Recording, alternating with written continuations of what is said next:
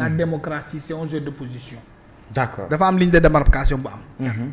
entre la politique et le juridique. ñoom ñaar. acteurs yooyu. ku ci franchir ligne bi yaa ngi yàqal sa morom. D'accord. loolu la juge Moustapha Diouf waxoon ci procès wu Djibi Ndiaye booy defar. mu ne ko yenn politiciens yi. génneel lañu ci seeni action politique. boo leen xamoon lu ñuy daj di ngeen ñu jàmmal tuuti. mais ñoom juge yi tamit bu ñu nangu di dugg ci seenu politique bi. politique lu koy rafetal mooy xiiroo ak ŋaayoo. surtout démocratie. D'accord. saaga ci démocratie la bokk. Emmanuel Macron dañ ko mbéj booy bi 3 semaines la def prison ñu libéré ko bu doon Sénégal la sa bopp 1000 morceaux la ñuy gis policier bi la ngekkee jege moo lay dóor pistolet ci bopp ñu naan da ngaa bëgg a tenter à la vie à la du président. te Emmanuel Macron a été giflé en France. Sarkozy ñaata yoon lañ ko dóor fari Hollande mii def na ko dund na ko de Barack Obama mii il a été victime de ces pratiques là. D'accord. Donc vraiment il faut que ñu humaniser la politique, humaniser la justice pour qu'elle ne soit pas une justice qui détruit, mais qu'elle soit une justice qui répare. D'accord, merci beaucoup. En tout cas am na ci commentaire yi Kadi Diallo neen nuyul ma sama xarit bi Kande ne ko mu baal ma ak aussi muy yóbbante muy insister nag après bon moo tax it xam naa boo xoolee di nga ko gis en tout cas Kadi Diallo yow bee may lay ñaan moom daa mel da lay bëgg de mais ñun xamuñu ko mais moom elle est présente quoi xaw ma elle est wala il est Kadi Diallo en tout cas xaw ma xam nga souvent moom tur yi doo xam góor la wala jigéen la doo xam tamit ba xam gars yi bu ñuy wax bi temps yi ci réew bi doo comprendre mais Kadi Diallo daf may door de gis nga li koy gis ni mën na fi ñëw na jël benn commentaire ne ma tey ah non mais c'est comme ça xam nga ñun moom li ñuy prôné mooy que lépp tegu ci yar ak teggin rek mu bañ a am vraiment des insultes bañ a am ay tooñ bañ a am dara ñu teg ko ci xam-xam gars yi waxtaan quoi mais Kande am na loo xamante ne aussi tey démb la am sax conseil des ministres muy le DG de SN HLM désormais ex-DG quand même Bassirou Kébé limogé par le président de la République Bassirou Diomaye Diakhar Faye remplacé par Abdourahmane Dabo mais limogeage bi c'est commenté quand même sur les réseaux sociaux même ñu bëri ci parti Pastef dañu ñaawlu limogeage boobu yow selon yow limogeage boobu naka nga ko jàngatee. Thierno. wala fi ñooy wax ne naar bu ndaw bi lu mu dëgg fu lu ne. mu ngi koy dëggee ci xayma loolu la ñu wax. voilà. waaw. kon ni Bassirou Kébé mel. patron moo ko jàngal. kuy patron. waaw yow xamoo patron Bassirou Kébé. Diomaye Bassirou Diomaye Faye. déedéet son patron politique son leader kon. le leader du parti Pastef. waaw kan la. Ousmane Sonko. Bassirou Kébé dafa wax fii lu Ousmane Sonko waxul. non c'est que Bassirou moo ñaaw ba jën rek xaw ma ko dem mosuma ko gis xaw ma ndax njool la xaw ma ndaama la xaw ma sax quel est son âge. il n'a pas la quarantaine bu ko amee tamit fa lay yem. mais dafay wax lu Sonko waxul Bassirou dafa ne yéen a diggee woon askan wi ne vous allez rendre justice ba tey justice amul. 86 ñi leen reyoon ba léegi ñoo leen di wër loolu du dëgg dañoo waxoon ne am na 86 personnes yu ñu rey. ñoo doon wax waxu martyr. ñoo doon wax waxu justice. fu ñu toll fu ci nguur gi toll. laaj naa la ko. ah non mais ca non non dañu waxtaan. non maa lay laaj tey ngay tontu. non mais fu ci nguur gi toll. non maa lay laaj nga may tontu est-ce que yow gis nga procès 86 personnes yu rey. non amagul. loi amnistie. nguur gi moo waxoon ni dina jàpp ay sàcc ban sàcc lañ jàpp. Farba am na ñu supposé sàcc jàpp. bàyyi supposition daa xam nga supposition. ay suspect ouais. finalement bàyyi ñu leen. waaw am na ñu bàyyi am na te ñoom amul lu ñu fi waxul ci mbirum sàcc Bassirou Kébé nee na nañ fay ñu jàpp sàcc yi Farba bàyyi nañu ko. non Farba bàyyi 5 fois lañ bàyyi Farba. procureur Ousmane Sonko moo ko fay téye procureur Pastef moo ko fay téye loolu la di parce que quand le juge dit à un procureur de laisser tomber le procureur le soutient sur quelle base juridique cela est mais Farba génn na.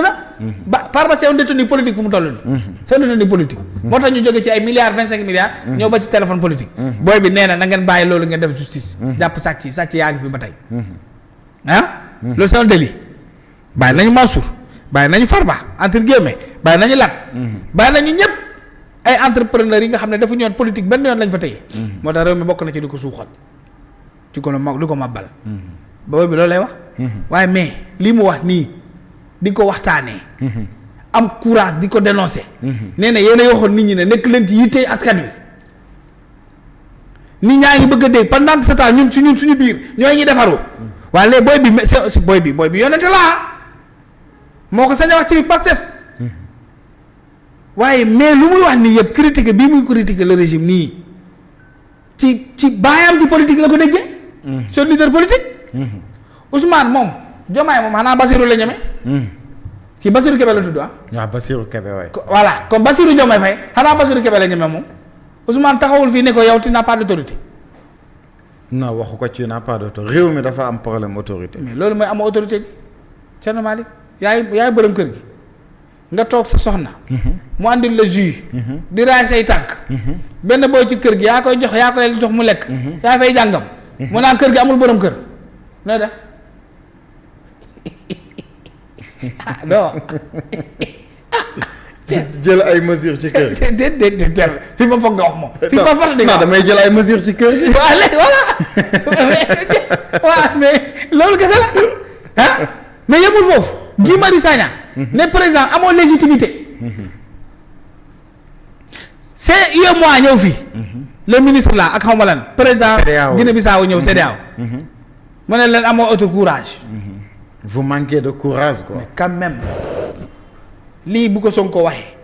njabootam boo waxee lu Bassirou Diomaye Kébé wax nii lu ci catastrophe lu ci dara dax wala moom la ñuy bëgg a def l'agneau de sacrifice def ko bouc émissaire xam nga luy bouc émissaire. mu ngi jógee ci benn buur.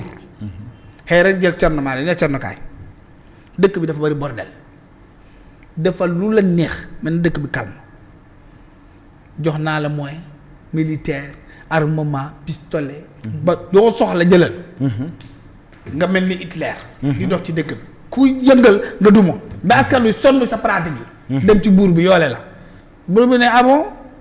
mooy def loolu mu ne ko waaw ñu ne ko andi leen ko mu ñëw gars yi wax nettali. buur jël armam rey ki nga xam ne moo ko sant loxo lu mu daa def noonu. ah mu créé bouc émissaire. léegi Diomaye comme il va parler aux autres là il passe par le plus faible quoi. mooy Bassirou Kébé. te ponkal maa ngi fii nga war a dem ci moom lijjanti ko. boo daggee bopp bi kenn dootul yëngatu.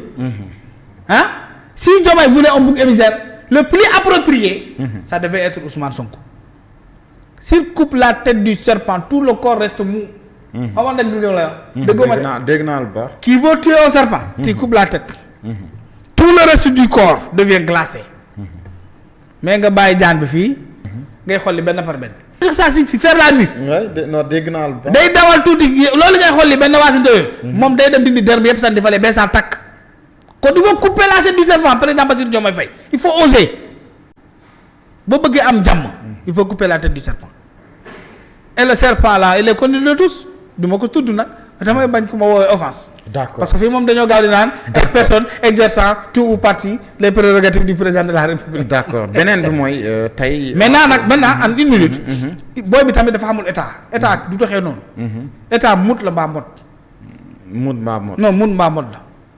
voilà il a été très jeune c'est ça. il n'a pas pu ménager son discours. bis naa ko mu toog fenn naan way bu ñu deful criminaliser wul xaw ma lan. noonu bu ñu dindiwul loi d'amnistie damay démissionner wala xaw ma lan de mon poste ensuite de Pastef finalement mu ngi nii daxa lañ ko démissionné wul ci poste bi démissionné wul ci parti Pastef et c'est lui qui a perdu 2 fois. d'accord voilà d'accord c'est une question d'expérience. Ce matin quand même on s'est réveillés tous ñu gis le mari de Ndeye Khady Ndiaye.